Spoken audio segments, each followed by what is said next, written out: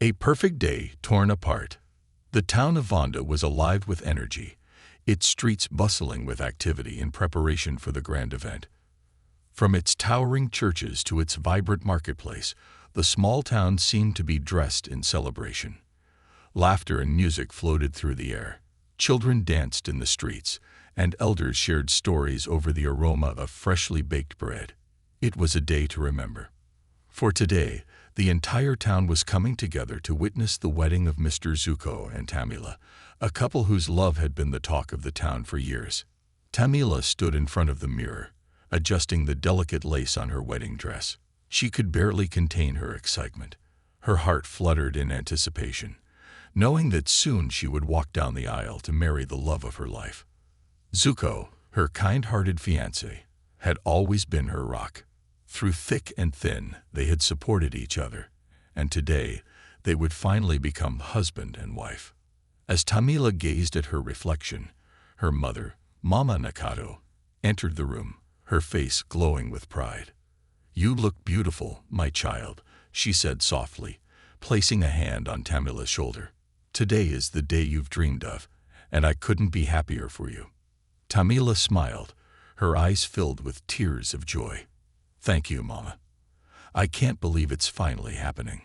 Mama Nakado's expression wavered for a brief moment, her eyes darkening before she quickly replaced it with a smile. "It will be perfect," she assured, her voice a little too smooth. "Everything has been planned down to the last detail." Unbeknownst to Tamila, her mother's words carried a chilling undercurrent, a weight that no one but Mama Nakado and her elder sister Anda understood. Hidden beneath the surface of this joyous day was a secret plan that would forever alter the course of their lives. Outside, the wedding guests had begun to gather at the church. The atmosphere was one of celebration and joy as friends and family exchanged smiles and laughter. The sun hung high in the sky, casting a golden glow over the ceremony. Zuko, dressed in a sharp black suit, stood near the altar, his heart racing in anticipation of seeing his bride walk toward him. Finally, the moment arrived. The doors to the church opened, and there stood Tamila, radiant in her white dress. Gasps of admiration swept through the crowd as she began her walk down the aisle, her smile glowing brighter than the midday sun. Zuko's eyes filled with love as he watched her approach, the woman he would soon call his wife. The ceremony was perfect. Pastor Chris, the town's beloved priest, led the vows with warmth and sincerity. Zuko and Tamila exchanged rings, promising to love and cherish each other forever. The congregation erupted in applause as the couple shared their first kiss as husband and wife. But as the celebrations continued into the evening, a darkness began to creep in, unnoticed by the joyful guests. The reception was held in the town square, with tables overflowing with food, drinks, and laughter. Tamila's family had taken great care in organizing the event, ensuring that every detail was flawless. Yet beneath the surface, tension simmered. Mama Nakado and Anda moved through the crowd, their eyes always on Tamila. They watched her every move, their expressions unreadable as they congratulated the newlyweds. They whispered among themselves, their words drowned out by the music and merriment around them. As the day wore on, Tamila began to feel a slight unease, though she couldn't place why. She pushed it aside, attributing it to the overwhelming emotions of the day. After all, she had married the man of her dreams. Nothing could ruin this perfect day. Zuko, ever attentive, noticed Tamila's restlessness and suggested they take a break from the dancing. "Let's sit for a moment," he whispered, leading her to a quiet corner of the garden where they could be alone. They sat together, holding hands as they watched the sunset over the horizon. Tamila rested her head on Zuko's shoulder, feeling at peace in his embrace. But their moment of serenity was short-lived. "Tami, come join us for a moment," Mama Nakado called out, approaching with Anda beside her. "We have something special prepared just for you." Tamila hesitated for a moment, sensing something odd in her mother's voice, but Zuko gave her a reassuring smile. "Go on, love. I'll be right here." Reluctantly, Tamila followed her mother and sister to a nearby table, where a single glass of sparkling wine sat waiting. "This is for you, my darling," Mama Nakato said, her smile wide but her eyes cold. "A toast to your happiness." Tamila took the glass, her fingers trembling slightly as she raised it to her lips. The wine tasted sweet, but left a bitter aftertaste that lingered in her mouth. She put the glass down and smiled, though her heart raced with inexplicable anxiety. As the evening went on, Tamila began to feel strange. Her vision blurred, her head spun, and her body felt heavier with each passing minute. She tried to brush it off, attributing it to exhaustion, but soon her legs gave way beneath her. Zuko, seeing Tamila collapse, rushed to her side. "Tamila, what's wrong? Are you okay?" His voice trembled with panic as he held her in his arms. Tamila's breathing had become shallow, her skin clammy. The guests gathered around, their joyful expressions replaced with fear and confusion. Pastor Chris hurried over, his face pale with concern. "We need to get her to the hospital. Quickly," he shouted. With the help of a few others, Zuko carried Tamila to a car, his heart pounding in his chest. The drive to the hospital felt like an eternity, the fear gripping Zuko like a vice. What had happened to his beloved wife? Just hours ago, they had been dancing, laughing, dreaming of their future together. But now, as they sped toward the hospital, the joy of their wedding day had been shattered by a nightmare Zuko never saw coming. Whispers of betrayal. The hospital's sterile white walls felt like they were closing in on Zuko as he sat in the waiting room, hands trembling, his mind clouded with fear and confusion. The earlier joy of their wedding day had evaporated, leaving behind a suffocating sense of dread. Around him, family members and friends who had once been laughing and celebrating now sat in stunned silence, their faces etched with worry.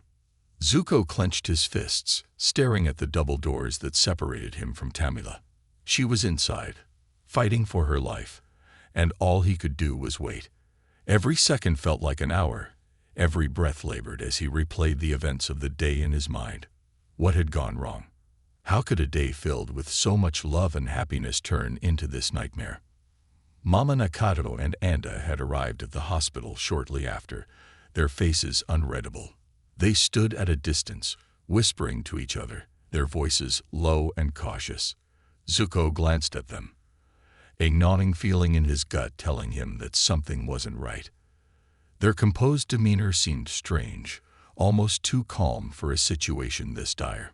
Pastor Chris sat beside Zuko, his comforting presence offering little relief. "She's strong, Zuko," the pastor said quietly, placing a hand on his shoulder. "We must have faith that the doctors will do everything they can." Zuko nodded, but his heart wasn't reassured. His mind kept circling back to that moment. The drink. The special drink Tamila's family had given her before she collapsed. Something about it gnawed at him, refusing to be ignored. His instincts told him that the answer to this tragedy lay in that glass. Finally, after what felt like an eternity, the doors swung open, and a doctor walked out, her face drawn and tired. She removed her mask, and Zuko's heart sank at the solemn look in her eyes. "Mr. Zuko," the doctor began, her voice heavy with the weight of her news. "We did everything we could, but I'm sorry. Tamila didn't make it." The world stopped, the air seemed to disappear from the room, and all Zuko could hear was the sound of his heart shattering into a million pieces.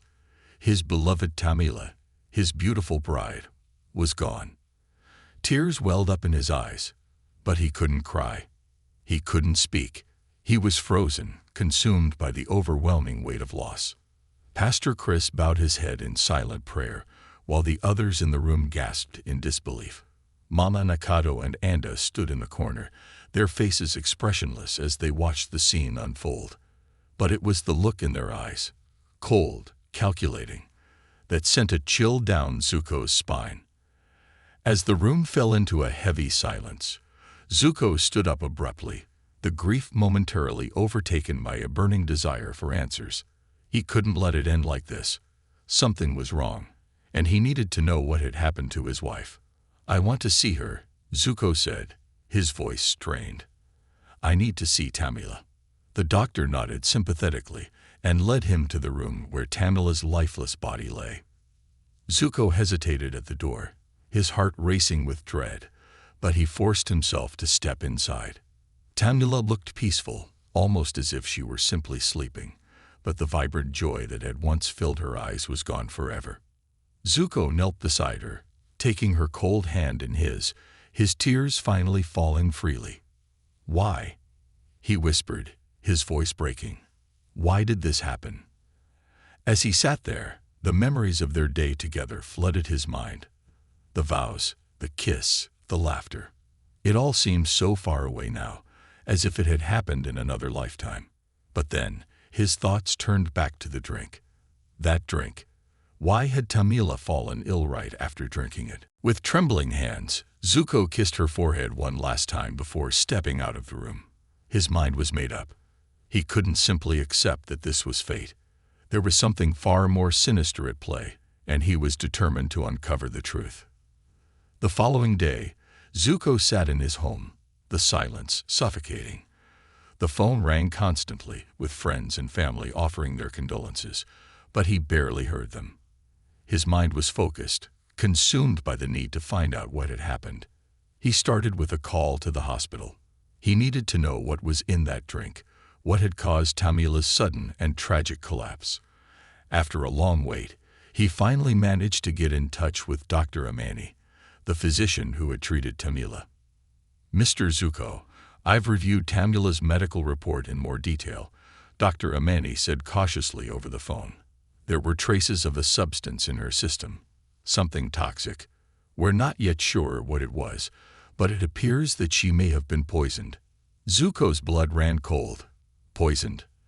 The word echoed in his mind like a death knell. Someone had deliberately harmed Tamila on the day that was supposed to be the happiest of their lives. But who? And why? Could it have been in the drink she was given?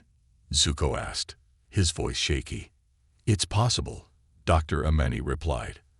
"I would advise you to gather as much information as you can. We will continue our investigation from our end." Zuko hung up the phone, his heart pounding in his chest. He had suspected something was wrong, but hearing the confirmation was like being struck by lightning. Tamila's death wasn't just a tragic accident. It was murder. His thoughts immediately turned to Mama Nakato and Anda. They had been the ones to give Tamila the drink. They had been the last people she spoke to before everything fell apart. Could it be possible that they were involved?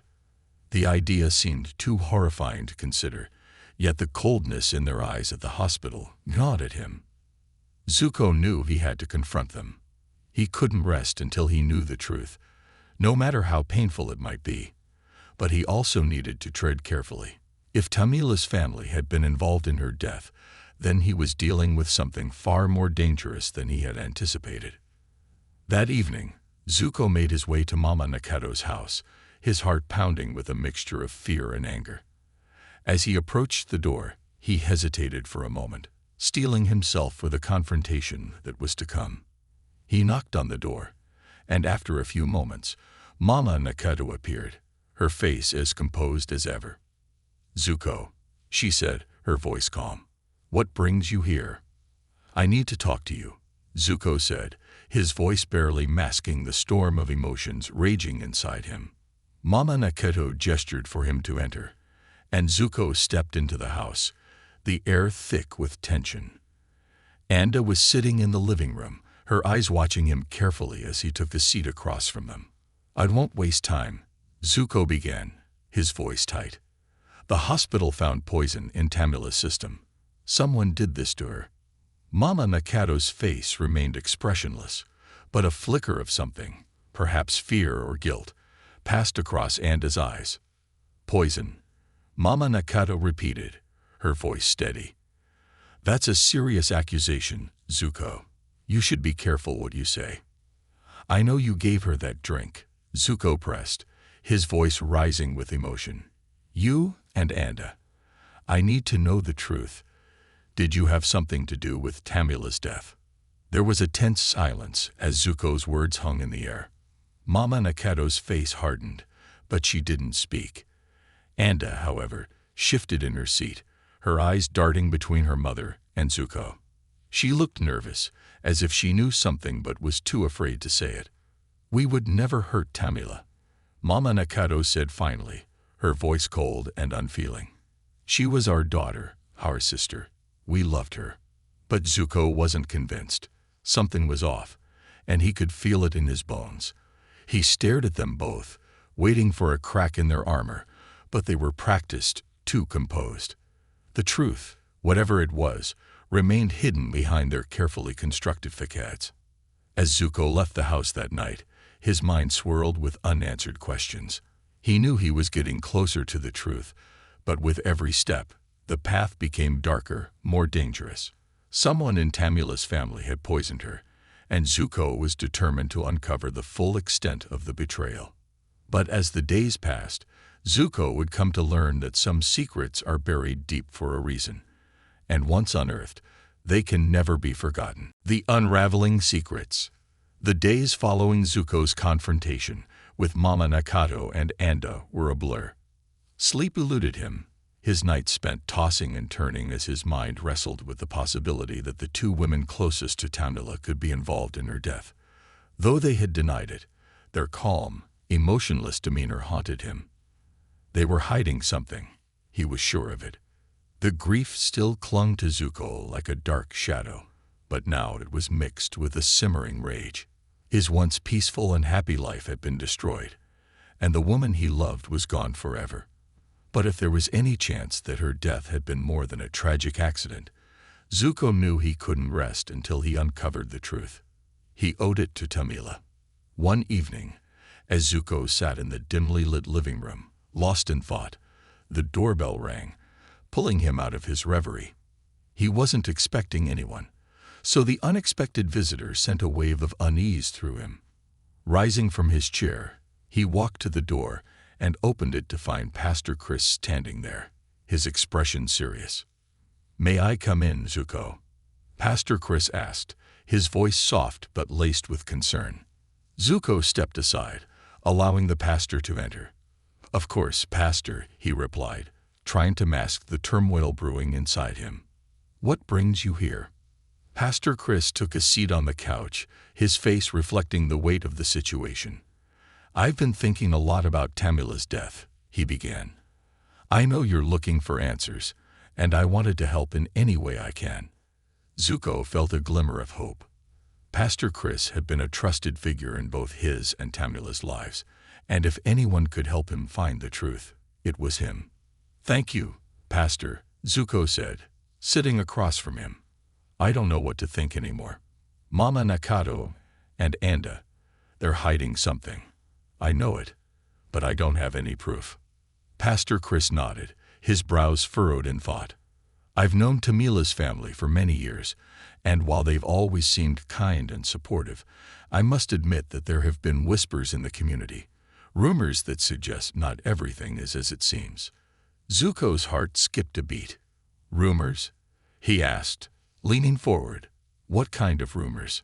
Pastor Chris hesitated for a moment, choosing his words carefully. "It's said that Tamila's family has always been very traditional, very controlling, especially when it comes to marriage. There were whispers that Mama Nakado didn't fully approve of you, Zuko." Zuko felt a chill run down his spine. Though Tamila's family had always been polite to him, he had sensed an underlying tension, particularly from Mama Nakado. But he had assumed it was nothing more than the typical nerves of a mother watching her daughter get married. Now, the pieces were starting to fall into place. "Why wouldn't she approve of me?" Zuko asked, his voice tight. "Tamila and I were happy. We loved each other." "It's not about love," Pastor Chris said quietly. "For Mama Nakado, it was about control. Tamila was her youngest, her precious daughter. She had plans for her, expectations. Some say Mama Nakado had arranged a match for Tamila with another man, someone from a prominent family. When Tamila chose to marry you instead, it may have been seen as an act of defiance." Zuko clenched his fists, his anger rising. But why would that lead to murder? Power, Pastor Chris replied. For some families, maintaining their status and control is everything. If they felt that Tamila's decision would undermine that, who knows what they might have been willing to do. The pastor's words hit Zuko like a punch to the gut. Could it be true?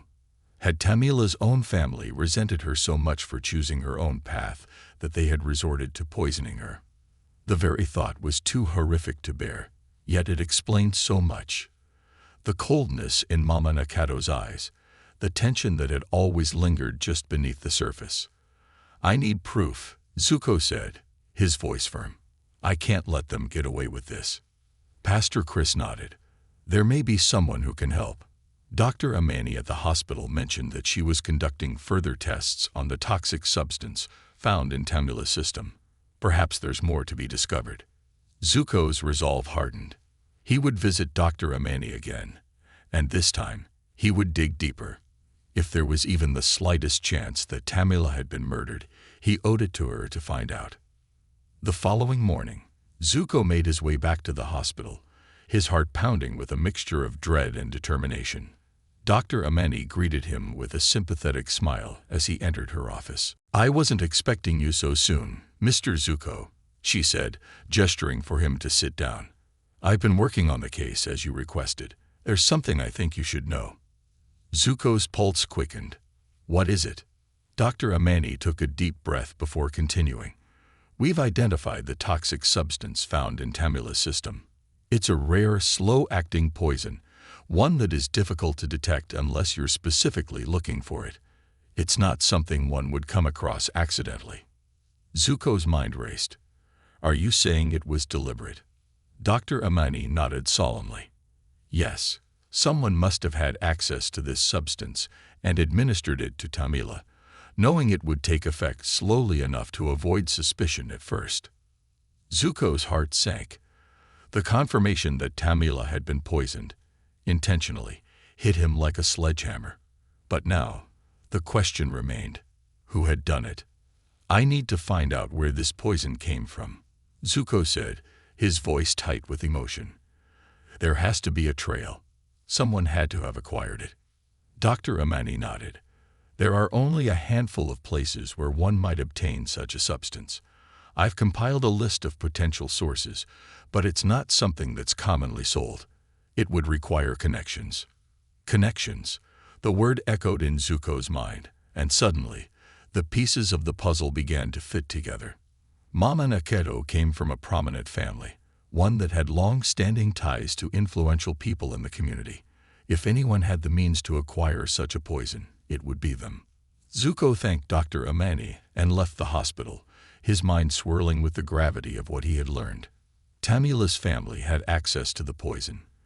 They had motive, and they had been the last people to see her before she collapsed. Everything pointed to them. But Zuko knew that if he was going to confront Mama Nakado and Anda again, he needed more than just suspicion. He needed concrete proof. The days that followed were a whirlwind of investigation. Zuko began digging into Mama Nakado's connections, speaking with people in the community who knew her family well. What he discovered only deepened his suspicions. Mama Nakado's family had a long history of using their influence to get what they wanted. There were whispers of shady business deals, manipulation, and even darker rumors that no one dared to speak aloud. It seemed that nothing was off-limits when it came to maintaining their status and control. As Zuko continued to gather information, he stumbled upon a name, Ntugu, a man who was known in certain circles for procuring rare and dangerous substances for the wealthy and powerful. Rumor had it that he had ties to Mama Nakado's family. Zuko knew that if he could find Ntugu, he might finally get the answers he was looking for. Late one night, Zuko found himself in a dimly lit bar on the outskirts of town. The place was seedy and filled with people who looked like they didn't want to be found. Zuko scanned the room, searching for the man he had heard so much about. Finally, in the far corner, he spotted him. Ntugu, a man with a sharp, calculating gaze, nursing a drink. Zuko approached, his heart pounding with adrenaline. I need to talk to you, he said, his voice firm. Ndugu looked up, his eyes narrowing.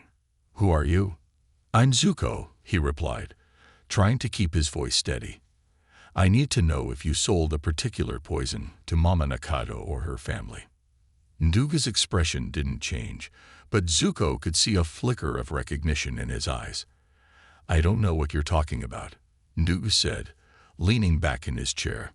Zuko clenched his fists, his anger rising. My wife is dead, poisoned, and I know you had something to do with it. There was a tense silence as the two men stared each other down. Finally, Ndugu leaned forward, his voice low and menacing. If I were you, I'd stop asking questions. Some things are better left buried. Zuko's blood boiled, but before he could respond, Ndugu stood up and walked out of the bar, disappearing into the night. As Zuko stood there, his heart racing with frustration, he knew one thing for certain. He was getting closer to the truth, but the closer he got, the more dangerous the path became. A dangerous game. Zuko's head buzzed with the weight of everything he had uncovered. The poison, the whispers about Mama Nakado's family, and now the shadowy figure of Ndugu, who had warned him off with a cryptic threat. It was clear he was stepping into something far more dangerous than he had ever anticipated. But the more the truth revealed itself, the deeper he became entangled in its web. He couldn't stop now. His resolve hardened like steel. Tamila's death wouldn't be in vain. That night, as Zuko sat alone in his dimly lit apartment, he stared at the documents he had collected. They were spread out before him on the dining table. Receipts, notes from his conversations with Dr. Amani, and a list of Mama Nakado's family's known business dealings. It all pointed to one conclusion. Tanila's family had been involved in something far more sinister than he had ever imagined, and he had no one left to turn to except himself. Pastor Chris had advised caution when Zuko had updated him earlier, but Zuko couldn't wait.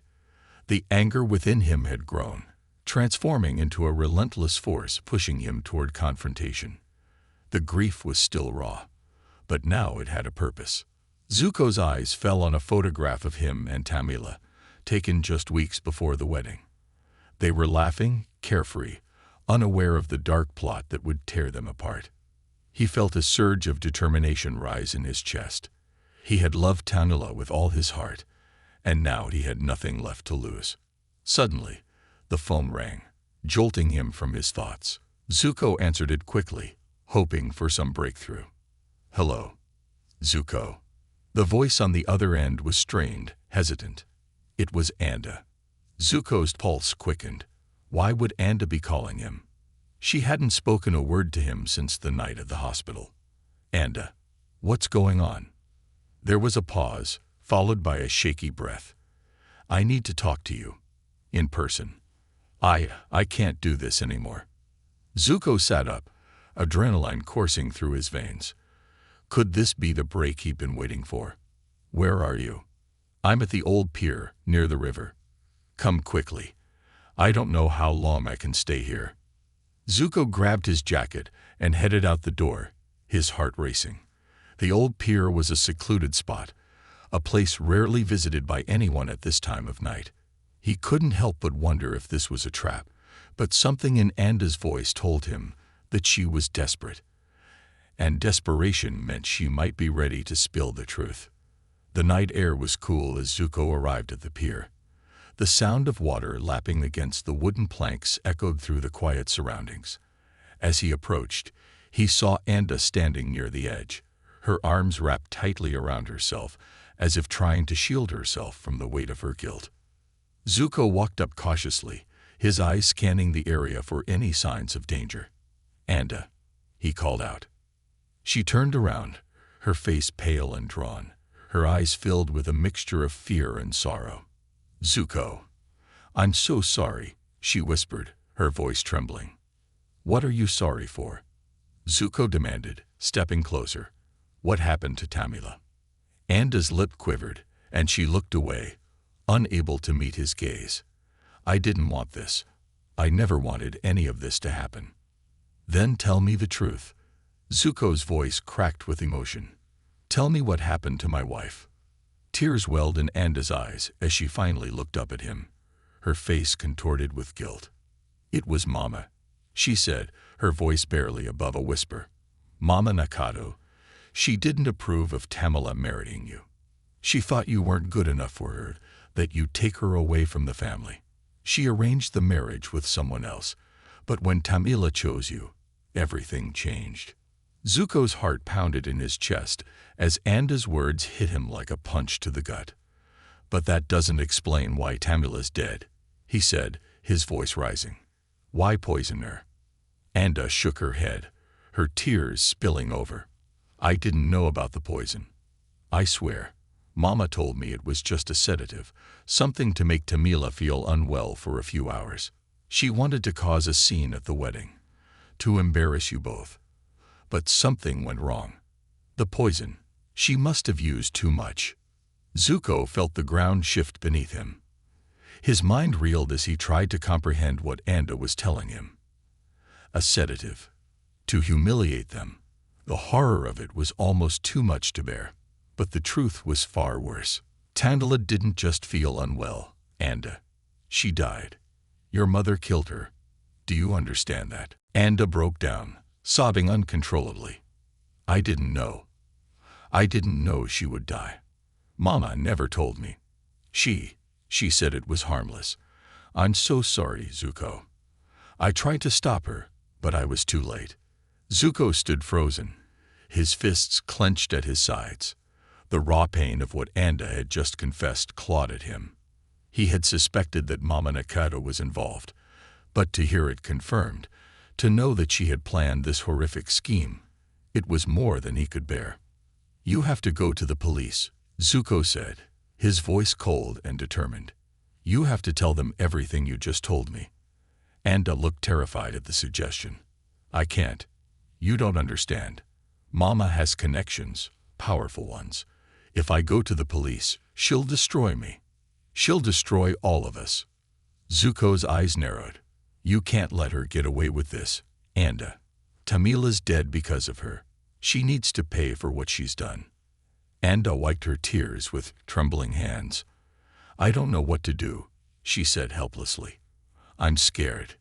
Zuko stared at her, his mind racing. Anda was scared, and rightfully so. Mama Nakado had proven that she was willing to go to any lengths to get what she wanted, even if it meant killing her own daughter. But Zuko couldn't let fear stop him. He had come too far to turn back now. "We'll find a way," Zuko said, his voice firm. "We'll make sure she can't hurt anyone else. But you have to help me. You're the only one who knows what really happened." Anda nodded slowly, though fear still lingered in her eyes. "I'll help," she whispered. "I owe it to Tamila." The next few days were a whirlwind of preparation. Zuko and Anda met in secret, carefully planning how they would present their case to the authorities. Pastor Chris, ever the steady presence in Zuko's life, agreed to help mediate the situation, offering his church as a safe place for them to gather evidence and prepare for what was sure to be a difficult confrontation. The more they pieced together, the clearer the picture became. Mama Nakado had orchestrated everything, from the false engagement with the wealthy businessman to the use of the poison. She had been controlling Tamila's life from the shadows, and when Tamila dared to defy her, she had taken matters into her own hands in the most despicable way. Zuko's anger simmered just beneath the surface as they worked. Every new detail, every new piece of evidence they uncovered only fueled his desire for justice. Tamila deserved to be avenged, and Zuko wouldn't stop until Mama Nakado paid for her crimes. But the deeper they dug, the more dangerous the situation became. Mama Nakado's connections ran deep, and rumors had already begun to circulate that she was aware of Zuko's investigation. There were whispers that she had people watching him, waiting for him to slip up. Zuko knew they were running out of time. On the morning of the confrontation, Zuko stood outside Pastor Chris's church, his heart pounding with anticipation. Inside, Anda sat with Pastor Chris, going over the final details of what they would tell the authorities. They had gathered all the evidence they needed, texts, recordings, and statements from Dr. Amani. It was enough to expose Mama Nakado's plot, but it wasn't without risk. Zuko took a deep breath and pushed open the doors to the church. Inside, the air was thick with tension. Anda sat nervously beside Pastor Chris, her hands trembling as she clutched a small folder of documents. Zuko joined them, his eyes steely with determination. "We're ready," he said, his voice steady. Pastor Chris nodded solemnly. "I've contacted the authorities. They're on their way." But just as they began to relax, a loud knock echoed through the church doors, followed by the sound of heavy footsteps. Zuko's heart skipped a beat. It was too soon for the police to arrive. Something wasn't right.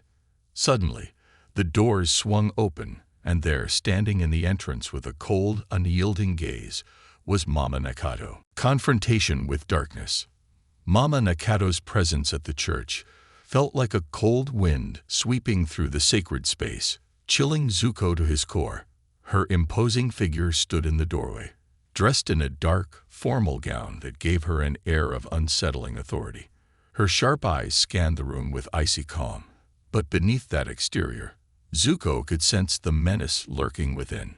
Anda, seated beside Pastor Chris, visibly recoiled at the sight of her mother. Her trembling hands clutched the folder of evidence, her face pale and stricken with fear. Zuko felt his heart pound harder, but he quickly steeled himself. He had come too far to turn back now. If there was any chance of justice for Tamila, it would happen here, in this church, today. "Mama," Anda whispered, her voice weak and shaking. Mama Nakado didn't respond immediately. Instead, she took a slow, deliberate step into the church, her eyes never leaving Zuko. The silence was suffocating. Pastor Chris rose from his seat, his face stern yet cautious. "Mrs. Nakado," he greeted, his voice firm but polite. "We were not expecting you." Mama Nakado smiled, a cold, calculating smile that sent a shiver down Zuko's spine. "Oh, Pastor, I'm sure you weren't," she replied smoothly, her voice dripping with false sweetness. "But I always know where my family is, especially in times like these." Zuko's jaw tightened. The way she said, "my family," sent a clear message. She was reminding them all of her control, her influence, and her ability to manipulate those closest to her. "We need to talk," Zuko said, stepping forward. His voice held a hard edge, and he no longer cared about keeping the peace. "About Tamila. About what you did." Mama Nakado turned her gaze on him, her expression hardening. The false charm vanished, replaced by a mask of cold authority. "I've already heard about your little investigation, Zuko," she said, her voice low and threatening. "And let me remind you, you have no idea who you're dealing with." Anger flared in Zuko's chest, but he kept his composure. "I know exactly who I'm dealing with. I know you poisoned Tamila. I know you've been controlling her life from the shadows. And I know that you're responsible for her death." A flicker of something, was it guilt, passed through Mama Nakado's eyes, but it disappeared as quickly as it came. She took another step forward, her face impassive. "You're making very serious accusations, Zuko. I suggest you think carefully before you say something you'll regret." Pastor Chris intervened, his voice calm but firm. "Mrs. Nakado, we have evidence. You cannot intimidate us into silence." Mama Nakado's eyes snapped to Pastor Chris, a dangerous glint flickering in them. "Evidence," she repeated, her voice laced with disdain. "What evidence? The ramblings of a grieving husband, the lies of a weak daughter." Anda flinched at her mother's words, tears welling in her eyes. Zuko's rage threatened to boil over, but he forced himself to remain calm for Anda's sake. He couldn't afford to lose control now. "It's more than that," Zuko replied, his voice steady. "We have medical records, testimony from the doctors, and statements that connect you to the poison." Mama Nakado's lips curled into a tight, thin smile. "You think that's enough to bring me down?" She scoffed, her voice dripping with condescension. "Do you know how long I've been in control of this family? How many people owe me favors? You're playing a dangerous game, Zuko. A game you cannot win. Zuko took a step closer, his gaze locked with hers. This isn't a game, he said, his voice full of conviction. This is justice for Tamila, and I won't stop until you pay for what you've done. For a moment, the two of them stood in silence, locked in a tense standoff. Zuko's heart pounded in his chest, but he refused to back down. He had already lost Tamila. He couldn't afford to lose this fight too. Anda, her voice barely above a whisper, finally spoke. Mama, please, stop this. It's over. Mama Nakado's eyes flicked toward her daughter, a look of pure disappointment crossing her face. You, she spat, her voice sharp and venomous. You were always weak. I raised you to be strong, to carry on the family legacy, and this. She gestured toward the folder in Anda's hands. This is how you repay me. By betraying your own mother. Anda's tears spilled over, her hands trembling as she clutched the folder tighter. I didn't want any of this, she cried. I never wanted to hurt anyone. Tamila didn't deserve to die. Mama Nakado's face darkened, her voice cold and unfeeling. Tamila chose her fate the moment she defied me. Zuko couldn't take it anymore. His fists clenched at his sides, and his voice came out in a furious growl. You killed her because she loved me. Because she chose to be happy. You couldn't control her anymore, and you couldn't stand it. Mama Nakado met his rage with an eerie calmness, her eyes narrowing. She was weak, just like you. The room fell into a heavy silence. Zuko's breath came in sharp, angry bursts, his chest tight with grief and rage. But he couldn't let his emotions get the better of him. Not now. Pastor Chris, who had been standing quietly by, finally spoke. Mrs. Nakado, this is not the way forward. You must face the consequences of your actions. Mama Nakado's gaze flicked to him, a sneer curling her lips. Consequences. Pastor, I think you misunderstand. There are no consequences for people like me. At that moment, the heavy doors to the church swung open again, and two police officers stepped inside. Zuko's heart leaked into his throat. This was it, the moment he had been waiting for. The moment justice would finally be served. The officers approached the group, their expressions serious. One of them, a tall man with graying hair, nodded toward Pastor Chris. We've received the reports, Pastor. We're here to take statements and investigate the accusations. Mama Nakado's expression remained unreadable, but Zuko saw the faintest flicker of concern in her eyes. For the first time, she seemed to realize that this wasn't a battle she could win with intimidation alone. Anda stood, still trembling, and handed the folder of evidence to the officers. This is everything we have, she said, her voice shaking but resolute. The officer took the folder and nodded. Thank you. We'll need to question everyone involved. Mama Nakado's eyes narrowed, and for a brief moment, she seemed to consider her options. Then, with a slow, deliberate movement, she turned to face Zuko, her expression one of cold disdain. You think this is over? She hissed, her voice low and dangerous. You think you've won? Zuko stared her down, his heart pounding with both fear and resolve. It's not about winning, he said. It's about justice. For Tamila. Mama Nakado's gaze lingered on him for a moment longer before she finally turned to the police officers, her face a mask of icy control. I'll cooperate, she said smoothly, her voice regaining its familiar, authoritative tone. But I assure you, this is all a terrible misunderstanding. The officers nodded, though Zuko could tell they weren't entirely convinced. They led her out of the church, her heels clicking against the stone floor as she walked. As she passed by Zuko, she shot him one last venomous glare. This isn't over, she whispered, her voice full of malice. Zuko watched as the doors closed behind her, his chest tight with a mixture of relief and lingering fear. The confrontation had ended, but the battle was far from over.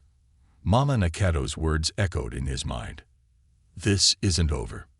Anda collapsed into a nearby chair, sobbing quietly, and Pastor Chris placed a comforting hand on her shoulder. Zuko stood there, his mind swirling with everything that had just happened. He had exposed the truth. He had confronted the darkness. But the road to justice was still long and perilous. He knew Mama Nakado wouldn't go down without a fight, and her influence ran deep. But for the first time since Tamila's death, Zuko felt a glimmer of hope. The truth was out. And now, it was only a matter of time. The final reckoning. The weeks following Mama Nakado's arrest were a whirlwind of emotions, legal battles, and endless uncertainty. Zuko had expected to feel a sense of closure, a release from the heavy grief and anger that had been weighing on him since Tamila's death. But as the trial loomed closer, he found that the road to justice was far more complicated than he had imagined. Mama Nakado, true to her word, did not go down easily. Her influence in the community was vast, and it became clear that she had no intention of quietly accepting her fate. Powerful lawyers, many of whom had long-standing ties to her family, stepped in to defend her, turning what should have been a straightforward case of murder into a labyrinth of legal maneuvering. Witnesses who had initially come forward suddenly retracted their statements, and rumors of bribery and intimidation circulated through the town. Zuko's resolve, however, remained unshaken. He had promised Tamila that he would see this through, and no matter how hard Mama Nakado fought, he would not stop until she was held accountable for what she had done. As the day of the trial approached, Zuko found himself spending more and more time at the church. It had become a sanctuary of sorts, a place where he could find peace amidst the chaos and confusion that had taken over his life. Pastor Chris had been a constant source of support, offering counsel and guidance as Zuko navigated the complexities of the legal system. One evening, as Zuko sat in one of the pews, lost in thought, Pastor Chris joined him, taking the seat beside him. "How are you holding up, Zuko?" the pastor asked, his voice gentle. Zuko sighed, running a hand through his hair. "I don't know, Pastor. Some days I feel like I'm getting closer to the truth, to justice, and other days it feels like everything is slipping away. Mama Nakado has so much power. I'm not sure we can win this." Pastor Chris placed a reassuring hand on Zuko's shoulder. "I know it seems overwhelming right now, but remember, the truth is on your side. You've already come so far. Don't lose faith now." Zuko nodded, though the weight of doubt still lingered in his heart. He had seen the lengths to which Mama Nakado would go to protect herself. She had manipulated the system, twisted the truth, and now, even in the face of undeniable evidence, she remained defiant. But Zuko couldn't give up. Not now. Not after everything. The day of the trial finally arrived, and the courthouse was packed with spectators, reporters, and curious townspeople. The case had become the talk of the town, a scandal that had gripped everyone's attention. On one side, there was Zuko, the grieving widower seeking justice for his wife. On the other, Mama Nakado, the powerful matriarch accused of orchestrating her own daughter's murder. Zuko sat in the courtroom, his heart pounding as the proceedings began. His lawyer, a determined woman named Ms. Aisha, had assured him that they had a strong case. The evidence was clear. The toxicology report, the testimony from Dr. Amani, and Anda's confession all pointed to Mama Nakado's guilt. But Zuko knew that Mama Nakado's defense team would do everything in their power to discredit the case. As the trial unfolded, Zuko listened intently to the testimony. Dr. Amani took the stand, detailing the toxic substance that had been found in Tamila's system and how it had led to her death. The prosecutor questioned her thoroughly, and she provided clear, damning evidence that Tamila had been poisoned.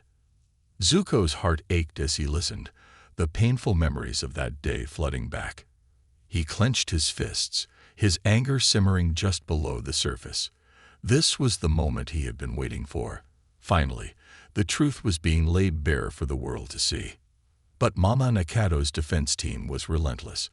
They argued that the poison could have come from another source, that there was no direct evidence linking Mama Nakado to the crime.